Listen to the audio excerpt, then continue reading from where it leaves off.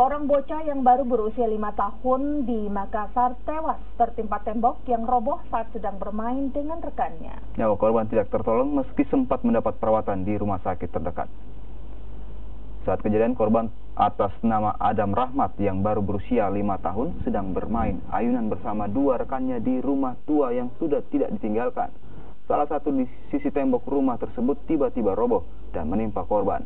Sementara dua rekannya berhasil melarikan diri. Korban kemudian dibawa ke rumah sakit terdekat untuk mendapat pertolongan medis, namun nyawa korban tak dapat tertolong.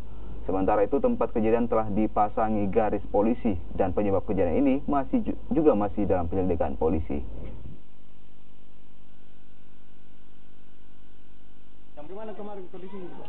Tidak jatuh begini dia, Pak. Oh, jatuh ke bawah. Jatuh dorong begini, Pak. Baru dia jatuh begini. Oh, jatuh. Apa dia bikin itu anak-anak kemarin? Main toyeng, Pak. Oh, main ayam-ayam ya. Berapa orang dia, Pak, main ayam? 3 orang, Pak. Tapi itu perempuan di sini. Dan 2 orang yang main ayam, Pak.